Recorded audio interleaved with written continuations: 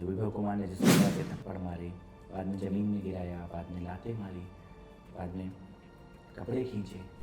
मैं सोच के कई बार शब्द नहीं है मेरे पास इस चीज़ को बताने के लिए कि ये उस वक्त स्वाति के ऊपर क्या बीत रही। शीश महल एक तरीके से कह सकते हैं सोशल महल में तब्दील हो। आप ये समझ लीजिए शीश महल धृतराष्ट्र का दरबार है। वहाँ पर जैसे सब लोग मौन थे और एक स्त्री की मर्यादा का हरण किया जा रहा था, उसी प्रकार की घटनाएं शीश महल के अंदर हो रही है। और भारद्वाज आजकल ये इंटरव्यू दे रहे हैं कि स्वाति के बटन टूटे कि नहीं टूटे। आतिशी कह रही है कि वो तो केजरीवाल पर बलात्कार का इल्जाम लगाने के लिए आई थी, विभव फंस गया। अच्छा, जैसे ही स्वाति मालीवाल के साथ घटना हुई, राघव चड्ढा भी वापस आ गए देश। नहीं, राघव चड्ढा गए कहाँ थे? मतलब लोग बोले कि उन्हें दिख नहीं रहा। हाँ। तो मैंने तो सवाल पूछा कि राघव चड्ढा को नहीं दिख रहा, लेकिन राघव चड्ढा किसी को नहीं दिख रहा। तो सुनीता केजरीवाल को मुख्यमंत्री बनाने के लिए जो भी रास्ते में दूर दूर तक दिखाई देगा उसको आप निपटा दोगे। केजरीवाल की हालत ये है कि अगर उनके घर में रोटी भी जल जाएगा तो अपनी बीवी को भी भाजपा का एजेंट बताएगा। कि अरविंद केजरीवाल ने अपनी याचिका लगाई, चुनाव प्रचार करना है, मनीष सिसोदिया की क्यों नहीं लगाई? सोनिया गांधी ने रायबरेली में क्या बोला? सौंप रहे मैं आपको अपना बच्चा सौंप रही हूँ। सौंपना तो विकास था, सड़क थी, पुल था, तुमने पप्पू सौंप दिया। तो अपने बच्चों को सेटल करने के लिए इन्होंने गठबंधन बनाया है। इनको देश के बच्चों से कोई लेना देना नहीं है। क्यों चोर कहना है? केजरीवाल ने ये बात हिंदू शरणार्थियों के लिए तो बोल दी कि आ जाएंगे चोरी करेंगे। केजरीवाल अपने दामादों के लिए बोल सकते हैं जो बांग्लादेशी और रोहिंग्या घूम रहे हैं, 4 बच्चे बगल में, 5वां गोदी में, 6 पेट में। आपने कन्हैया कुमार को जानबूझ के यहाँ से टिकट दिया क्योंकि आप पीड़ित हिंदुओं के घावों पर नमक छिड़कना चाहते थे। आज आपके एक उंगली से रामलला को अपना मंदिर मिला है। ये उंगली में बहुत ताकत है। जितनी देर में हम सो के उठते हैं उतनी देर में तो 2-4 बड़े बड़े काम प्रधानमंत्री जी के हो चुके होते हैं। कि तुम जल जल के मर जाओगे, हम जलजला नहीं रुकने देंगे। वो देश नहीं झुकने देगा, हम उसे नहीं झुकने देंगे।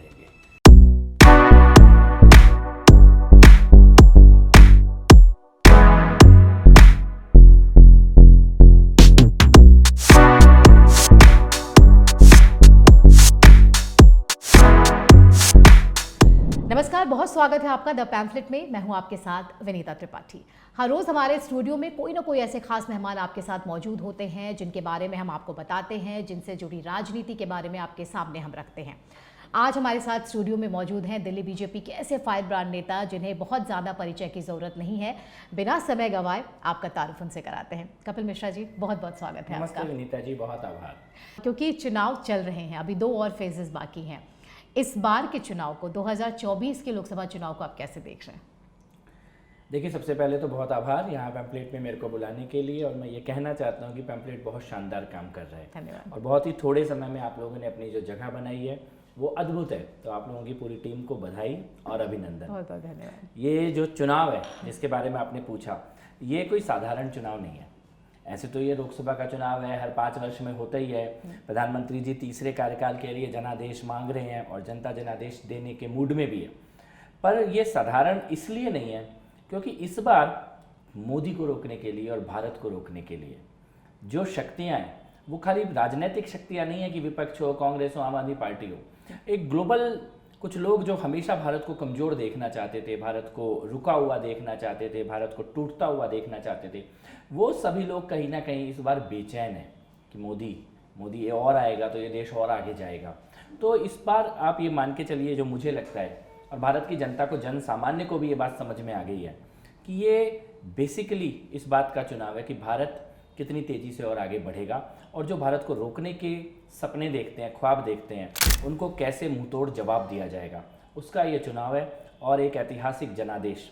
कई लोगों को ये लगता था कि अब की बार 400 पार एक राजनीतिक नारा है, लेकिन ज़मीन पर मैं कई राज्यों में गया हूँ, इन चुनावों में जनता के बीच में रहा हूँ। मैं आपको ये बता सकता हूँ कि ये नारा नहीं है, लोग इसको एक प्रोजेक्ट का टारगेट की तरह पूरा करने जा रहे हैं और देश की जनता मन बना चुकी है ऐतिहासिक जनादेश मोदी जी को तीसरी बार देने का। बिल्कुल, क्योंकि हम भी जब बीच आप चुनाव को कवर करने निकलते हैं या लोगों के बीच बातचीत करने निकलते हैं, उनके दिमाग को टटोलने की कोशिश करते हैं कि आखिर जनता किस मुद्दों को लेकर आगे बढ़ेगी, उनके लिए क्या ऐसे मुद्दे ज़रूरी हैं चुनाव को लेके। तो लोगों के लिए कहीं ना कहीं एक इंफ्रास्ट्रक्चर एक ऐसी चीज़ रही है जो उनको देखने में मिला है, और ये चीज़ बताने की नहीं होती है, भाषणों के जरिए नहीं, ये चीज़ें दिखती हैं जो दिख रही हैं धरातल पे। देखिए, इंफ्रास्ट्रक्चर डेफिनेटली भारत जैसे देश में पिछले 70 साल में बेसिक इंफ्रास्ट्रक्चर को इतना इग्नोर कर दिया गया था कि हमारे लिए विकास का मतलब ही सड़क हो गया था। हाँ। सड़क अच्छी है तो इलाके में विकास है, सड़क नहीं है तो विकास नहीं है। सड़क नाली बस्तियों के अंदर नाली है कि नहीं है, सीवर है कि नहीं है, और राज्यों को जोड़ने वाली बड़ी सड़कों की हालत क्या है, ये एक तरह से हमारे देश का मुख्य मुद्दा बन गया था। लेकिन मुझे लगता है ये शायद अब आगे के चुनावों में ये मुद्दा नहीं रहेगा। जिस प्रकार का सड़कों का विकास पिछले 10 सालों में मोदी जी की सरकार में गडकरी जी के द्वारा किया गया है वो ऐतिहासिक है। मैं तो कई बार मजाक में ये बात कहता भी हूँ कि पहले लोग कहते थे कोई दुश्मन सामने से आए तो चल पतली गली से निकल ले, और अब कहते हैं चल हाईवे पकड़ के निकल ले। तो ऐसे शानदार हाईवेज इस देश में बने हैं। अब दिल्ली में जहाँ हम बैठे हैं, यहाँ से आपको खाटू श्याम जाना हो, सालासर जाना हो, मेहंदीपुर जाना हो, आपको कटरा जाना हो, आपको ऋषिकेश जाना हो, देहरादून जाना हो, लखनऊ जाना हो, ये सब कुछ बदल गया। वो एक्सपीरियंस ही बदल गया। दिल्ली मेरठ का, दिल्ली हरिद्वार, वो कल्पनातीत है। हम शायद कभी यूरोप में इस प्रकार की सड़कें देखते थे, हम सोचते थे क्या भारत में कभी ऐसी सड़कें होंगी। आज वो सच्चाई है। रेलवे का जो इंफ्रास्ट्रक्चर, रेलवे स्टेशंस, रेल, जमीन आसमान का अंतर है। वंदे भारत ट्रेन हो, नमो भारत ट्रेन हो, सब कुछ बदल गया, जिसकी शायद हम लोग कभी बड़ी ईर्ष्या के साथ विदेशों की वीडियोस और फोटो देखा करते थे, वो आज हमारे देश में है। एयरपोर्ट्स, IITs, IIMs, एम्स, जो बेसिक इंफ्रास्ट्रक्चर जिसकी आपने बात की, ये लोगों ने डिलीवर होते देखा है। टाइम बाउंड, जैसे कि संसद, नई संसद भवन क्या टाइम बाउंड मैनर में बना के तैयार करके देश को सौंप दी गई। और कोई सरकारें होती पहले की, और जिस प्रकार भारत चलता था कि संसद भवन बनते बनते ही शायद 8-9 साल लग जाते। तो एक अलग गति से ये देश आगे बढ़ रहा है, डिलीवर कर रहा है। अब मेरे को गडकरी जी का एक भाषण ध्यान में आ रहा है, जिसमें उन्होंने शायद कुछ ही घंटों में एक महत्वपूर्ण हाईवे को कई किलोमीटर की सड़क बनाने का एक रिकॉर्ड पूरा किया। क्वालिटी से काम डिलीवर हो रहा है, टाइम बाउंड मैनर में हो रहा है, तो इंफ्रास्ट्रक्चर छप गया है। बात डिलीवर की हो रही थी, क्योंकि जब हम ग्राउंड में गए, लोगों का यही कहना था कि पहले योजनाएं उद्घाटन होता था, शिलान्यास किया जाता, लेकिन वो डिलीवर नहीं होता था। तो आज की सरकार ने 2014 के बाद से हम ये चीज़ें देख रहे हैं कि जो चीज़ें जनता के लिए बनी उसको डिलीवर किया गया। उसको ये कितना इम्पैक्ट करता है आगे देश के विकास को लेकर और आम जनता को? देखिए, ये बात तो आपने बिल्कुल सही कही है। नरेंद्र मोदी ऐसे राजनेता हैं जिस चीज़ की घोषणा करते हैं उसका शिलान्यास भी वही करते हैं और उसका उद्घाटन भी वही करते हैं। और लोग चमत्कृत हैं जिस गति से काम हो रहा है, जिस तेजी से काम हो रहा है। हम लोगों ने कई बार भारत और चाइना की जब तुलना की जाती है तो ये माना जाता है कि चाइना ने बहुत तेजी से इंफ्रास्ट्रक्चर डेवलप किया और उसमें हम कहीं पीछे छूट गए थे। लेकिन आज चाइना से ज़्यादा तेज गति से rail infrastructure, road infrastructure Bharat में डेवलप किया जा रहा है। तो हम उसको मैच करने जा रहे हैं आने वाले कुछ सालों में। और जो हमारी अर्थव्यवस्था आज 3रे नंबर पे पहुंचने की और 5वें पे पहुंच गई है। हम एक तरफ से फ्रेजाइल 5 इकोनॉमी थे और आज हम टॉप 5 इकोनॉमी है। तो ये जो गति है ये इसीलिए आई है कि डिलीवर किया जा रहा है। मैं आपको छोटा सा एग्जांपल देता हूँ प्रधानमंत्री आवास योजना का। प्रधानमंत्री आवास योजना में 2 घर आते थे एक पंचायत में, 2 घर हैं, किसी के भी 2 घर बनवा लो। और सरपंच भी ये सोचता था, विधायक भी ये सोचता था कि किसके बनवाऊंगा, एक के बनवाऊंगा दूसरा नाराज होगा, दूसरे के बनवाऊंगा पहला नाराज होगा। लेकिन आज 4 करोड़ परिवारों को प्रधानमंत्री आवास बना के दिया गया है। ये scale, share scale of delivery, ये अनप्रेसिडेंटेड है, अनबिलीवेबल है। 4 करोड़ परिवारों को आवास बना के दे दिया गया, 10 करोड़ परिवारों में शौचालय बनाकर दे दिया गया। ये इस स्केल पे काम हो रहा है। 3 करोड़ सुकन्या समृद्धि की लाभार्थी बहनें हैं, 6 करोड़ लोगों ने आयुष्मान योजना में मुफ्त में ऑपरेशन कराया है। तो ये जिस स्केल पे काम हो रहा है, ये स्केल डिलीवरी का, ये इससे पहले कभी इस देश में नहीं आया। और यही मिसिंग फैक्टर था भारत को दुनिया के बेस्ट इकोनॉमी में लाने का, बेस्ट देशों में लाने का, इन्वेस्टमेंट को देश की तरफ आकर्षित करने का। हमने उसको फिल किया है और मुझे लगता है कि आने वाले 5 साल हम जो देखेंगे इस देश के वोटर के तौर पर, नागरिक के तौर पर हम जो देखने जा रहे हैं वो ऐतिहासिक होगा। हम जिन देशों से भारत की तुलना करते थे, भारत उनसे आगे जाके खड़ा होगा, बेसिक इंफ्रास्ट्रक्चर में भी, इकोनॉमी में भी और सुरक्षा में भी। मुझे जो लगता है कि जैसा आपने कहा कि हर तरीके से डेवलपमेंट है, शौचालय की बात हो, जनधन अकाउंट की बात हो, लोगों को मकान मिले हैं यहाँ पे। मथुरा में हमने एक नाविक से बात की, उसने यही कहा कि मोदी सरकार के आने के बाद से दीदी जी हमें फ़ायदा ये हुआ कि हम नाविक ज़रूर बने, लेकिन हमारे जो बच्चे हैं आज वो स्कूल जाते हैं, क्योंकि मथुरा में लोगों का तीर्थ स्थल की वजह से लोगों का आना जाना बढ़ा। तो उनकी आमदनी बढ़ी। तो अब ये सोच रहे हैं कि मैं नाविक हूँ तो मेरा बेटा नाविक ही नहीं बने, वो आगे स्कूल की पढ़ाई करे, अच्छा कुछ काम करे। तो ये लोगों की सोच बदली और ये सुन के वाकई में खुशी होती है कि नहीं, बदल तो रहा है। भले विपक्ष कितना भी कहे कि यहाँ मंदिर बनाने से क्या होगा, कौन सा लोगों को रोजगार मिलने वाला है, लेकिन यकीन मानिए जितने भी आसपास के जो लोग थे, चाहे वो मथुरा की बात कर ले, हम वृंदावन की, अयोध्या की बात करें, एम्प्लॉयमेंट जनरेट हुई है और इससे इनकार नहीं किया जा सकता क्योंकि ये चीज़ें ज़मीन पे दिख रही हैं। एक्स्ट्राऑर्डिनरी तरीके से हुई है। जो लोग ये सवाल पूछते थे कि मंदिर बनाने से क्या होगा, अस्पताल बना दो, स्कूल बना दो, वो ये देख रहे हैं कि मंदिर भी बन रहा है, रोजगार भी मंदिर के माध्यम से ही आ रहा है, बड़े बड़े अस्पताल, स्कूल, एयरपोर्ट, आज अयोध्या में इंटरनेशनल एयरपोर्ट है। मंदिर नहीं होता तो नहीं होता, मंदिर के लिए लोग वहां पर जाएंगे। जो पूरी इकोनॉमी उसके आसपास की, काशी विश्वनाथ, बनारस में गोवा से ज्यादा लोग आ रहे हैं।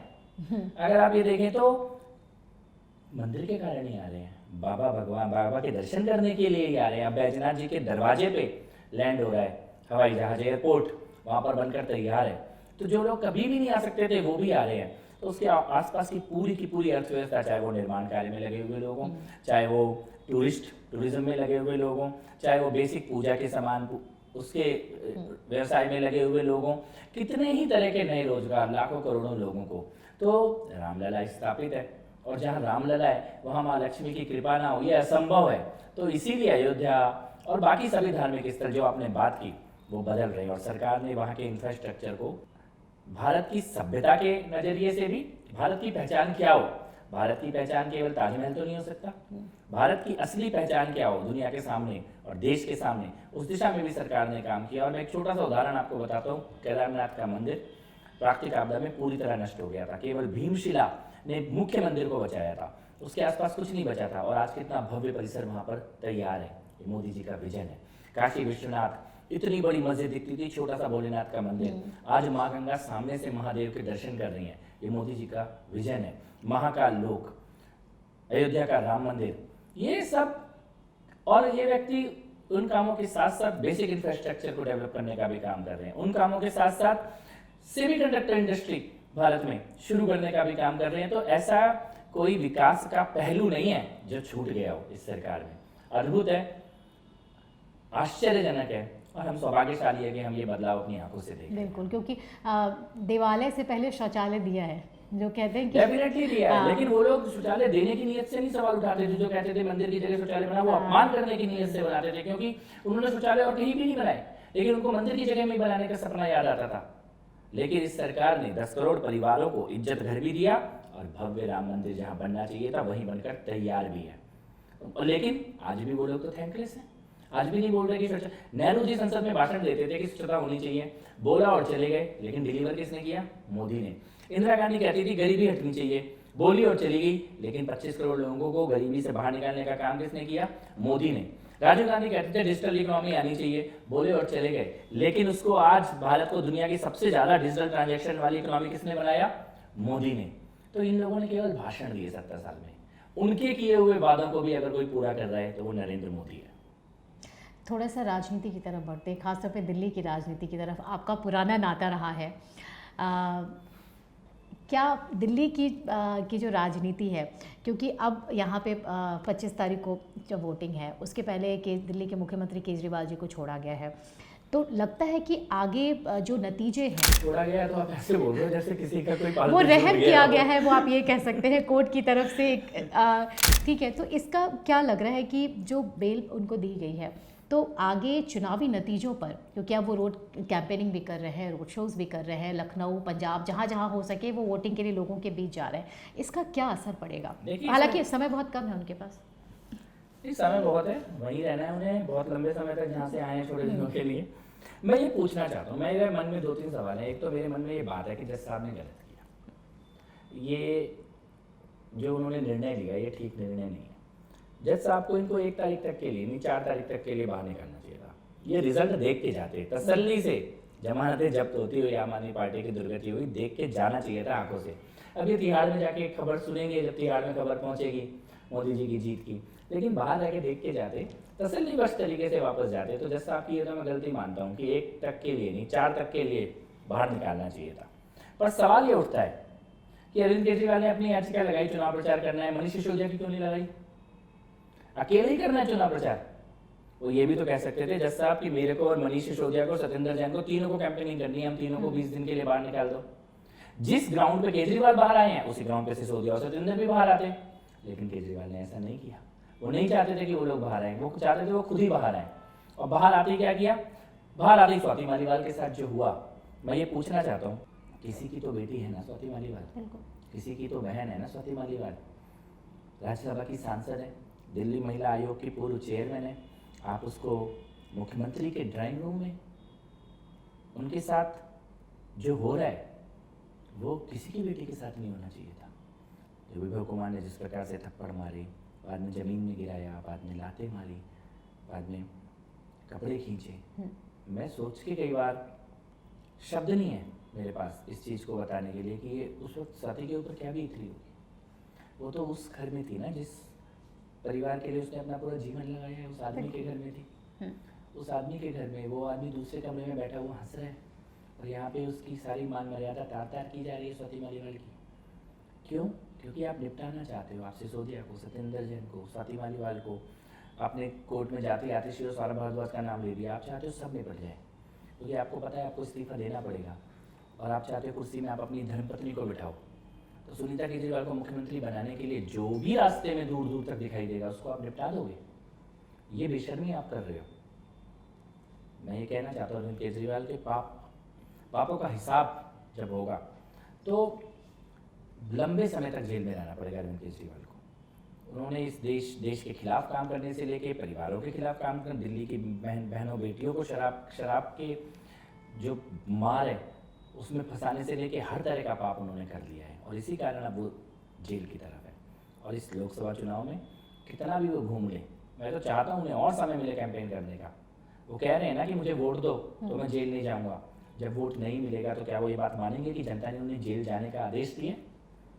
कोर्ट के आदेश के साथ साथ जनादेश भी उनको जेल जाने का मिलने वाला है 4 तारीख को। तो आपको लग रहा है कि स्वाति मालीवाल जी के साथ जो हुआ, अगर हम चलिए एक सांसद को भी छोड़ दें, एक नेता को भी छोड़ दें, बतौर महिला आप भाषणों में जिस तरीके से आप महिला सुरक्षा की बात करते हैं, दिल्ली में महिलाओं की सुरक्षा की बात करते हैं, लड़कियों की सुरक्षा की बात करते हैं और आपकी खुद की पार्टी में वो शख्स जो शुरुआत से आपके साथ रहा, आप धीरे धीरे करके जितने भी पुराने लोग थे आप सबको साइडलाइन करते जा रहे हैं। बहुत सारे एग्जाम्पल्स हैं, जैसा अभी आपने कहा कि वो चाहते तो सिसोदिया जी को भी बाहर कर सकते थे, सत्येंद्र जैन के लिए भी कह सकते थे कि आप उनको भी कैंपेनिंग तक लाइए। तो क्या लग रहा है केजरीवाल का जो पूरा चरित्र है अब दिल्ली के सामने ये जो घटना हुई है वो एक्सपोज हुआ है?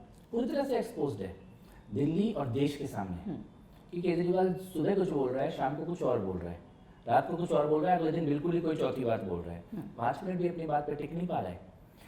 जैसे कि जब वो जेल में थे तो उन्होंने याचिका लगाई कि मुझे बाहर निकालो, मुझे बाहर निकालो।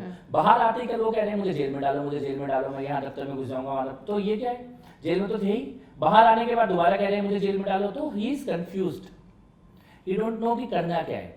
शराब के घोटाले में वो फंस चुके हैं, सबूत उनके खिलाफ हैं, उनके आसपास के जिन्होंने भी पैसों का लेन देन किया वो गवाही दे रहे हैं। तो अब एक आरोपी, एक अपराधी जो कि पकड़ा जा चुका है, तो वो जिस प्रकार से छटपटाता है, बेतहाशा व्यवहार करता है, वो हालत अरविंद केजरीवाल की। कल वो जिस तरह से भागे हैं अपने प्रदर्शन से, वो कह रहे थे प्रदर्शन करूंगा, बीजेपी के दफ्तर जाऊंगा, वहाँ पे 200-250 लोग आए मुश्किल से, और उसके बाद 4-5 मिनट में उन्हें वहाँ से भागना पड़ गया खाली देखकर। तो वो बताता है कि ये एक कायर, कमजोर, रीढ़ विहीन, आत्मबल विहीन एक आदमी है जिसका दोहरा चेहरा जनता के सामने आ चुका है और अब वो कुछ भी तमाशा करके किसी तरह से अपनी इज्जत बचाना चाहता है। लेकिन उसको ये बात पता है कि वो फंस चुका है, उसके सारी चोरी, सारे अपराध देश के सामने आ चुके हैं और उसके पास ज़्यादा दिन नहीं है, वो जेल जाएगा वापस। दिल्ली के रामलीला मैदान से ये सब कुछ शुरू हुआ था और आप भी साक्षी रहे हैं। लगता है कि जिस भ्रष्टाचार को ख़त्म करने, ईमानदार नेताओं को लाने की बात उन्होंने की थी सामने, और धीरे धीरे चीज़ें सबके सामने आती गई। आपने फ्री का एक ऐसा लॉलीपॉप जनता को दे दिया कि जनता ठगती चली गई। शायद अब जाके लोगों को ये विश्वास हो कि फ्री से ज़्यादा मेहनत की कमाई करो क्योंकि वो सही चीज़ें आपके पास आ रही हैं। आपको लग रहा है कि एक एक करके एक तो जो साइडलाइन होते जा रहे हैं, उसके बाद और अभी जो स्वाति मालिवाल जो घटना जो हुई है उसने नो डाउट ना सिर्फ आम आदमी पार्टी दिल्ली बल्कि पूरे देश को एक तरीके से स्तब्ध किया है कि एक महिला सांसद के साथ अब इस तरीके से घटना हो सकती है। और ऊपर से आप ये कह रहे हैं कि ये सारी चीज़ें पॉलिटिकली मोटिवेटेड हैं, ये बीजेपी की तरफ से। मतलब अगर विपक्ष के पास ईडी जाए तो बीजेपी, आपके पास सीबीआई पहुंचती है तो बीजेपी का आप नाम लेते हैं।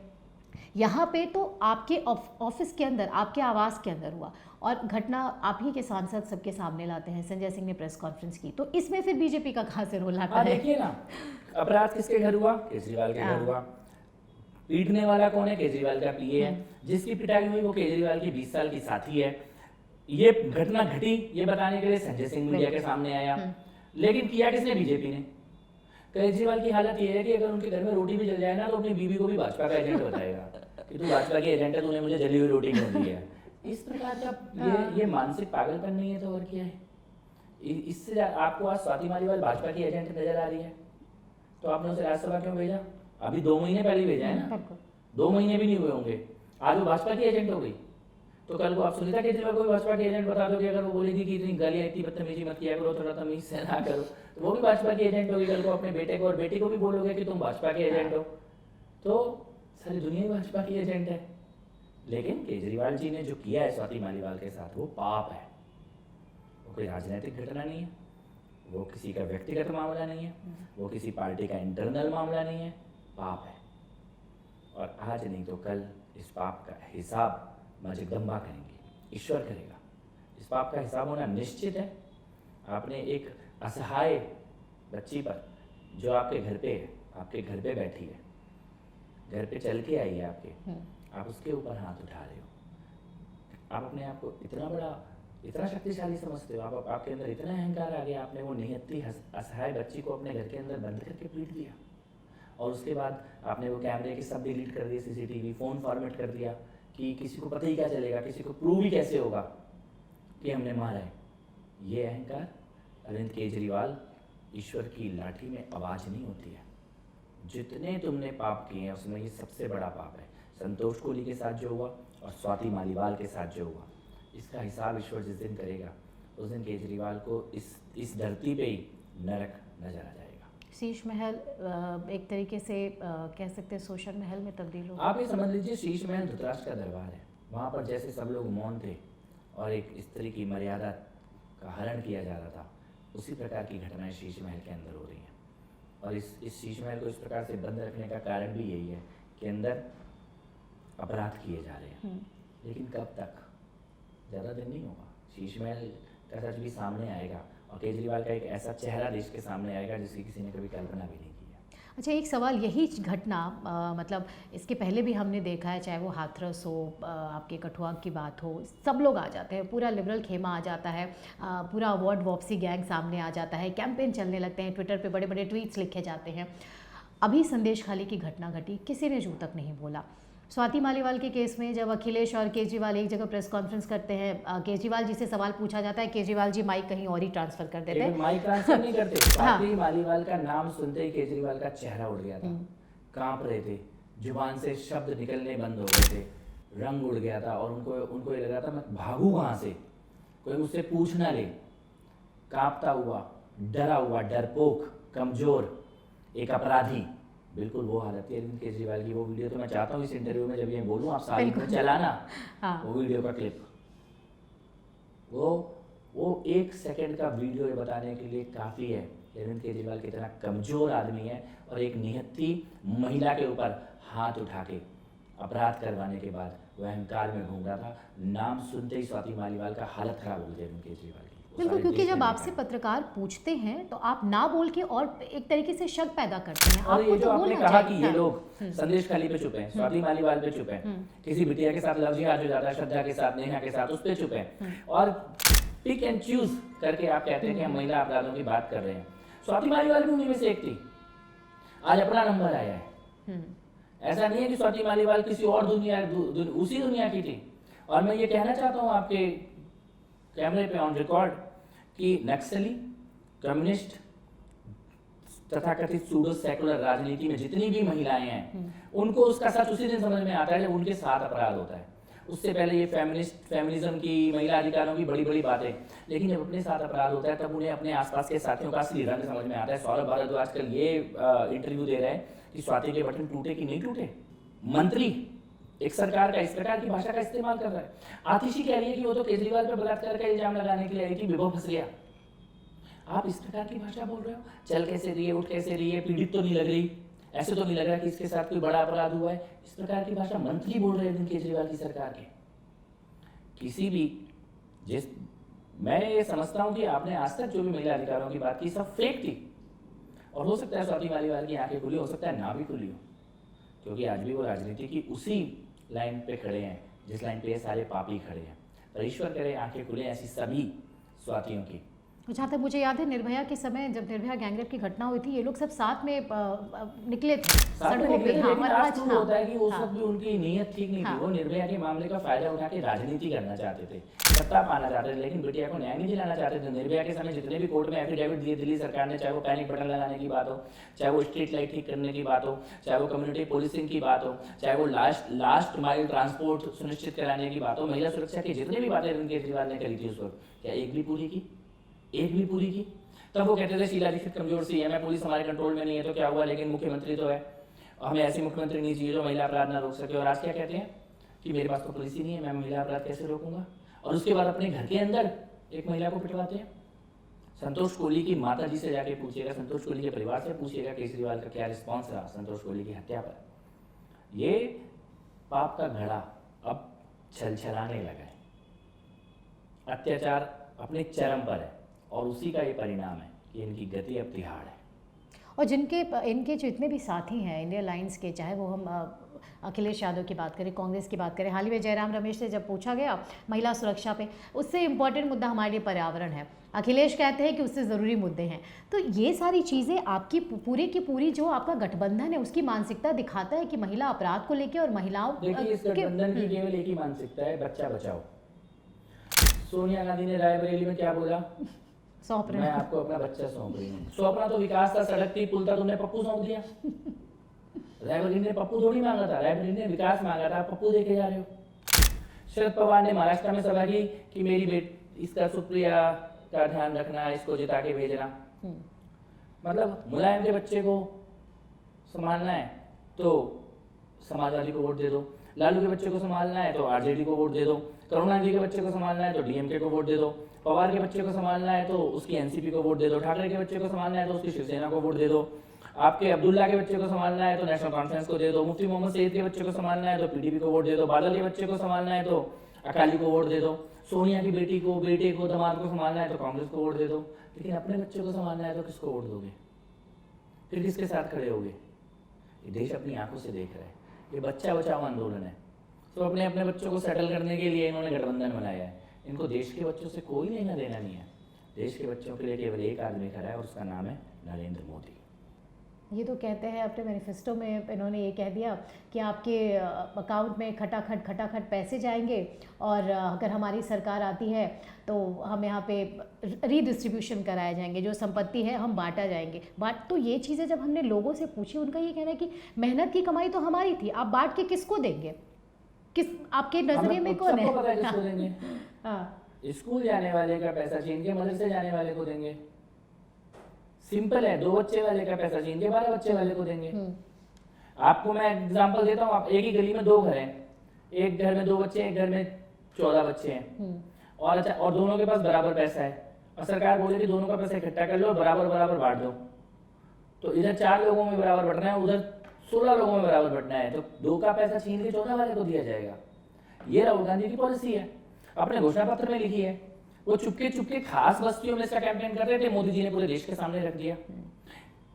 जिस इनहेरिटेंस की बात राहुल गांधी कर रहे हैं या सैम पित्रोदा कर रहा है कि वंशवाद नहीं होना चाहिए, राहुल गांधी से बड़ा वंशवाद का लाभार्थी कौन है?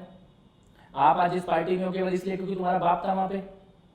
आप सांसद बन रहे हो खाली इसलिए वो माता जी कह रही है मैं अपना बेटा सौंप के जा रही हूं।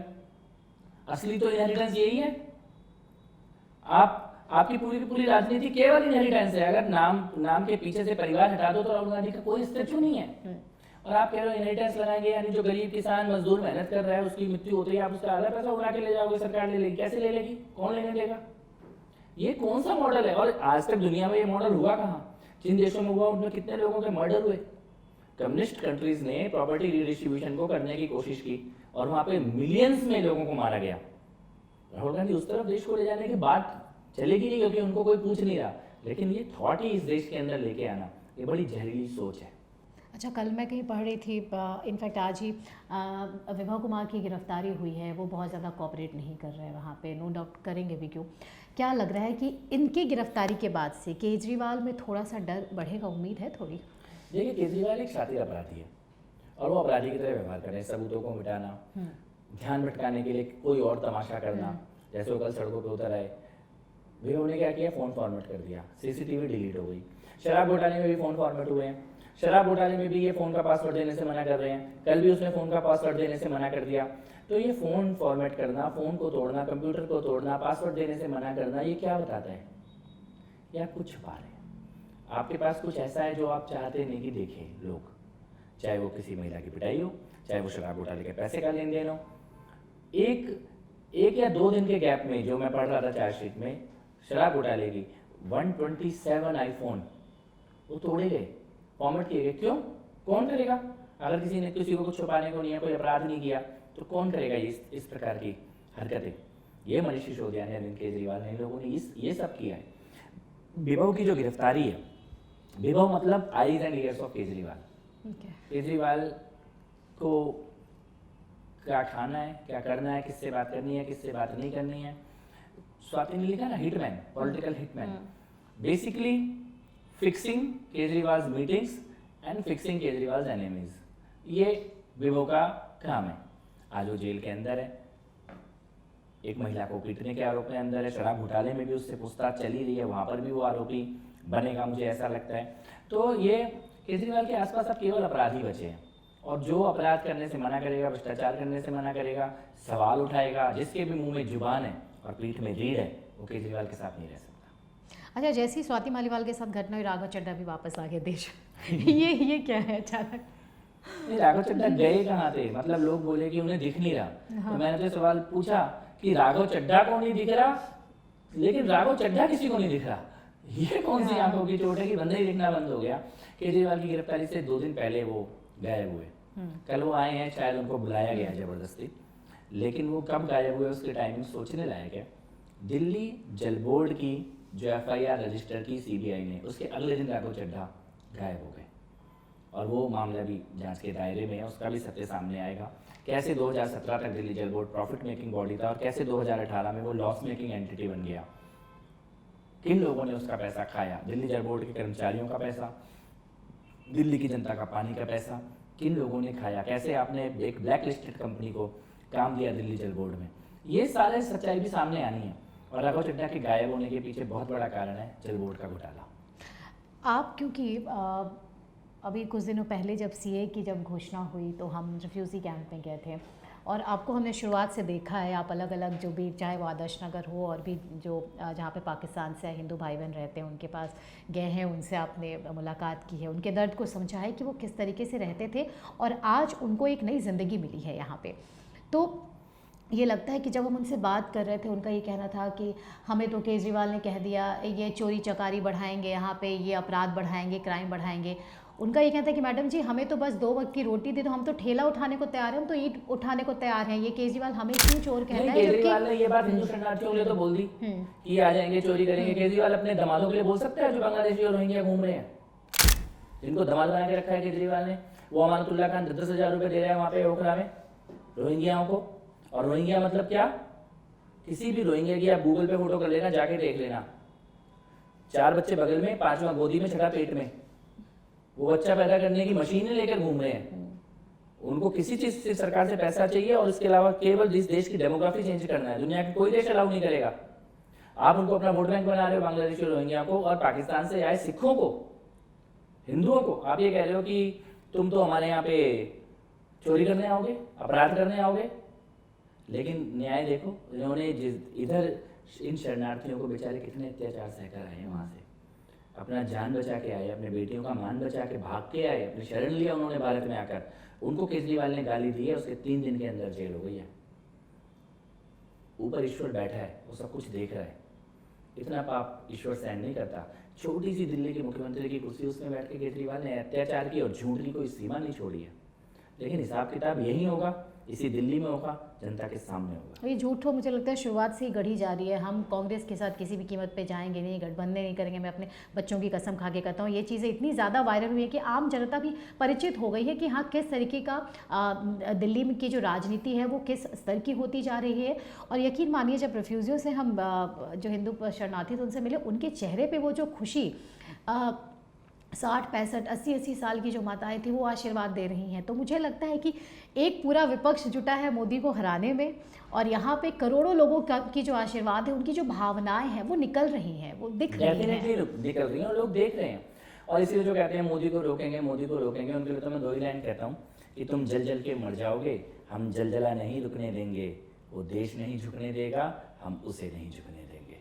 ये इस देश ने संकल्प लिया हुआ है, और इसीलिए एक दीवार की तरह पूरा देश प्रधानमंत्री मोदी के पीछे खड़ा है। कुछ ही दिनों में दिल्ली विधानसभा के चुनाव होंगे, कितना ज़्यादा असर, क्योंकि आपने दिल्ली को बहुत नज़दीक से देखा है, दिल्ली की राजनीति को समझा है, कितना ज़्यादा असर और एक लॉन्ग टर्म के लिए कितना ज़्यादा ये बदलाव दिखेगा? देखिए, दिल्ली अब प्रधानमंत्री जी के हाथ में होनी चाहिए, मेरा ये मानना है। नरेंद्र मोदी जी का इस देश को लेकर एक विजन है, एक सपना है, वो उसे इम्प्लीमेंट कर रहे हैं। और इस देश की राजधानी को लेकर भी उनका एक सपना होगा। मुझे लगता है कि अब दिल्ली की जनता मोदी जी के सपने के लिए, कैसी राजधानी हो, कैसा इंफ्रास्ट्रक्चर हो, उसका, उन प्रधानमंत्री जी का जो सपना है उसको पूरा करने के लिए दिल्ली की जनता वोट करेगी विधानसभा चुनाव में। हम प्रतीक्षा कर रहे हैं। अरविंद केजरीवाल तिहाड़ के अंदर से लड़ेंगे या बाहर से लड़ेंगे, ये भी देखने की बात है, जिस प्रकार के उनके घोटाले सामने आ रहे हैं। लेकिन मुझे ये लगता है कि परिवर्तन वाला चुनाव, बदलाव का चुनाव, भगवा चुनाव, ये दिल्ली की विधानसभा में होने जा रहा है। हम सबको प्रतीक्षा है। और मैं कहता हूँ, अरविंद केजरीवाल अगर अपने आप को इतना पॉपुलर समझते हैं, जितना वो बड़ी बड़ी घोषणाएं कर रहे हैं, तो आज करा लें दिल्ली में चुनाव। अब आ जाए मैदान में, सब में नहीं करा सकते, किसी एक सीट को चुन लें, उस सीट में करा लें। दिल्ली की जनता का मूड क्या है, लोकसभा के परिणाम में 4 जून को पता लग जाएगा। और विधानसभा में इस बार ये आखिरी चुनाव होगा आम आदमी पार्टी का। अच्छा, अभी तक कपिल जी, क्योंकि जितने भी आप सोशल मीडिया पे भी जिस तरीके से आप एक्टिव रहते हैं, हमने देखा है मिनट तो मिनट आप ट्वीट करते हैं, और शायद लोगों को, जनता, देश की जनता को उसके ज़रिए एक जानकारी मिलती है। अगर अरविंद केजरीवाल जी की बात करें, एक तरफ शहीद भगत सिंह की उनकी तस्वीर रही रहती है, एक तरफ अंबेडकर, और बीच में खुद को वो बैठाते हैं। और पिछले बार तो हमने देखा कि सुनीता केजरीवाल जी खुद बैठी थी। तो ये किस तरीके की तस्वीर दिखाने की कोशिश की जा रही है, या ये क्या दिखाया जा रहा है? केजरीवाल जेल गए, जेल जाने के 18 घंटे के अंदर बिना शपथ लिए उनकी धर्मपत्नी मुख्यमंत्री की कुर्सी पर बैठ गई। उसी कुर्सी पर जिस कुर्सी पर केजरीवाल बैठते थे, इधर अंबेडकर, इधर भगत सिंह, और बीच में ये काला चोर। किस अधिकार से बैठे? सुनीता केजरीवाल तो खुद भी अधिकारी नहीं है, उन्हें कुर्सी की गरिमा नहीं पता, पद की गरिमा नहीं पता। आपने, लालू ने भी पहले इस्तीफा दिया, फिर अपनी पत्नी को बैठाया ना कुर्सी पर। हेमंत सोरेन ने भी पहले इस्तीफा दिया। लेकिन आप तो ये राबड़ी 2.0 दिल्ली में बिना इस्तीफा दिए लगा रहे हो, दिल्ली की राबड़ी बैठा रहे थे। और ये सारा जो तमाशा चल रहा है केवल इसीलिए, मनीष को निपटाओ, सत्येंद्र को निपटाओ, स्वाति को निपटाओ, सबको निपटा दो, क्योंकि कुर्सी पे मेरी पत्नी बैठनी चाहिए। ये केजरीवाल की जिद है। आपने एक तरह से विधायकों को और जनता को संदेश दे दिया कि किसी के पास मत जाना, सीएम की कुर्सी पे मेरी बीवी बैठेगी। उनकी जनसभाएं शुरू करा दी। और वो क्या कह रही हैं कि शादी वाले दिन अरविंद केजरीवाल ने मुझसे ये कहा था कि मैं समाज सेवा करूंगा। बताओ, ऐसे आदमी को जेल में, शादी वाले दिन किसी ने किससे क्या कहा? ये क्या किसी की बेगुनाही का सबूत है? फिर तो इस देश के सारे जो स्मगलर हैं, जो मर्डरर हैं, जो क्रिमिनल हैं, उनकी सबकी बीवी आके कहेंगी शादी वाले दिन तो इसने मुझसे बड़ी अच्छी बातें की थी, सरकार ने इसे जेल में क्यों डाल दिया? इस बेसिस पे आप जनादेश मांग रहे हो? इससे हास्यास्पद क्या हो सकता है? सुनीता केजरीवाल जी को पद की गरिमा का ध्यान रखना चाहिए था। चुन के आना है, आप चुन के आइए। चुन के नहीं आना तो कम से कम विधायक दल का नेता बनिए, विधायकों के द्वारा चुने जाइए, फिर मुख्यमंत्री की कुर्सी पर बैठिए। आपका इस वक्त तो ये कानूनी अधिकार है, वो बैठा सकते हैं अरविंद केजरीवाल अपनी धर्मपत्नी को। लेकिन ये क्या कि अपने साथियों को निपटा रहे हो, इस्तीफा भी नहीं दे रहे हो, कुर्सी पे भी धर्मपत्नी को बैठा रहे हो। इन्हीं चीज़ों से लड़ने की बात करके आप राजनीति में आए थे। अब आप जूतों में दाल पी रहे हो और दिल्ली की जनता देख रही है। रावड़ी 2.0 की जो आपने बात की, यहाँ पे हेमंत सोरेन की पत्नी भी पहुँची हुई थी।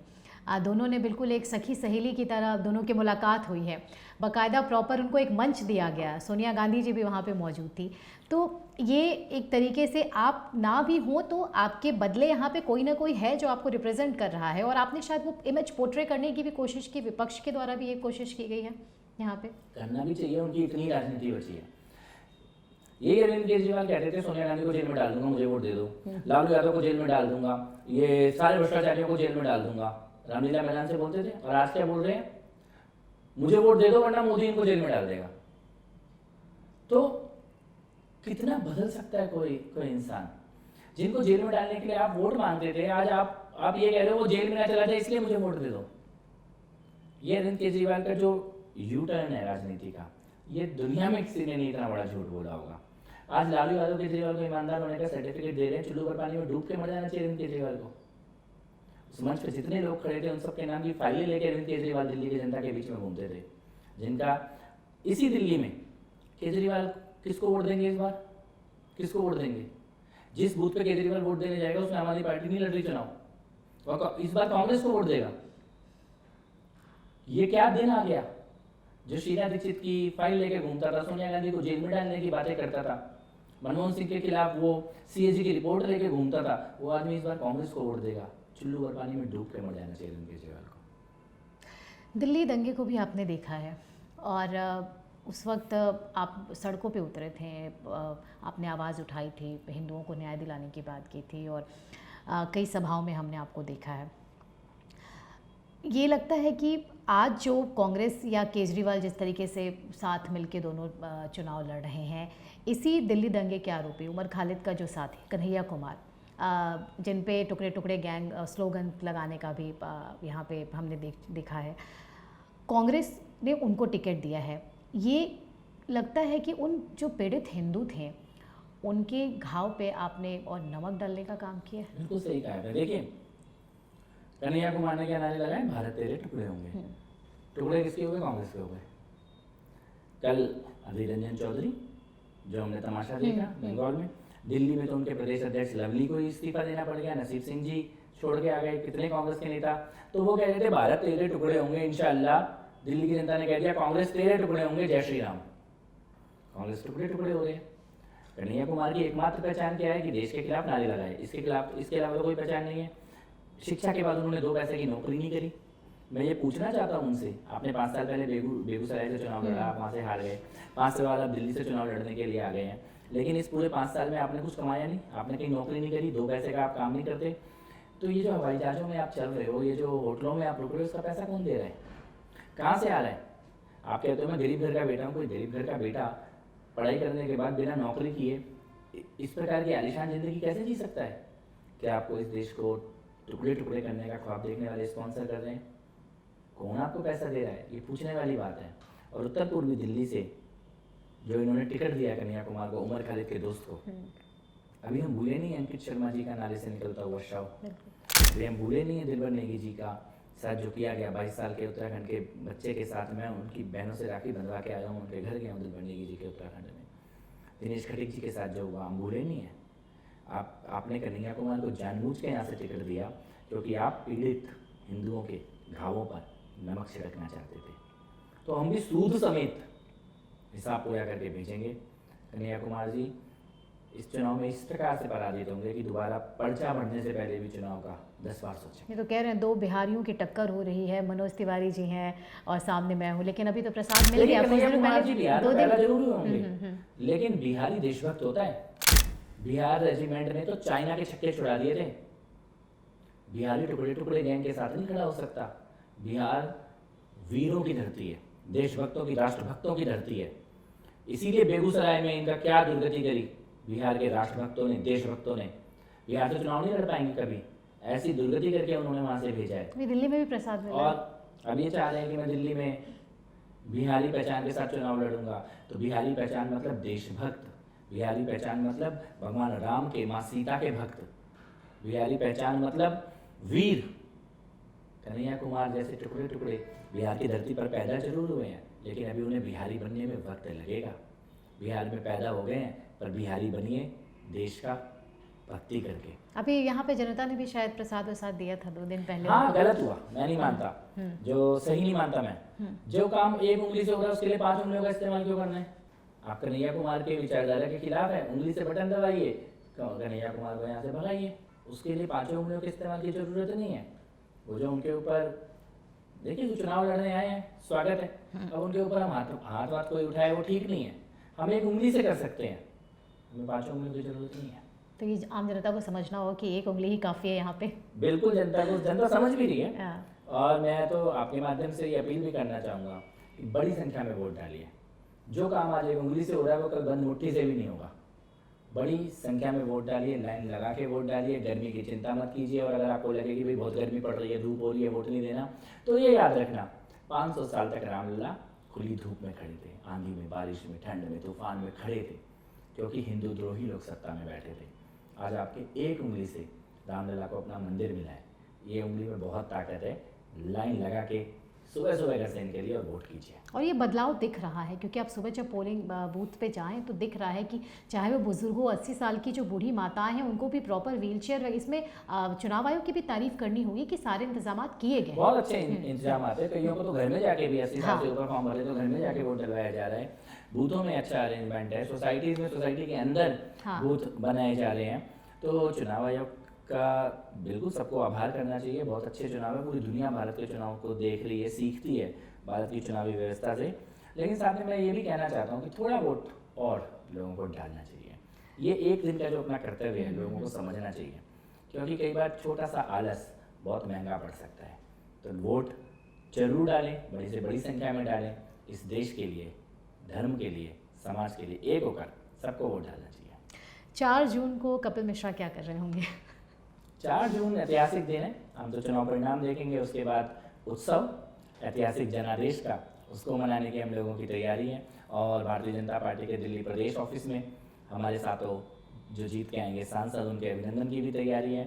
लेकिन अभी 25 तारीख की वोटिंग, उसको सुनिश्चित कराना, कैसे सब लोग घर घर से निकले, अपना वोट डाले। अभी केवल एकमात्र फोकस है कि दिल्ली अच्छा वोट डाले, अच्छा जनादेश दे और भाजपा के सातों सांसदों को जिता कर भेजें। बहुत व्यस्तता है कपिल जी आपकी, और आपने समय दिया है। तो एक आखिरी क्वेश्चन आपसे, ये एनर्जी कहाँ से आती है? जिस तरीके से आप बोलते हैं, लोगों के बीच जा रहे हैं, रोड शोज़ हो रहे हैं, भाषण हो रहे हैं, साउथ की तरफ भी आप बढ़ गए हैं दिल्ली के बाद, तो ये एनर्जी का क्या है पीछे इसके राज? हम लोगों की तो एनर्जी कुछ है ही नहीं। जब हम तुलना करते हैं मोदी जी से, गृह मंत्री जी से, नड्डा जी से, तो हमें तो ऐसा लगता है हम अभी कुछ कर ही नहीं रहे हैं।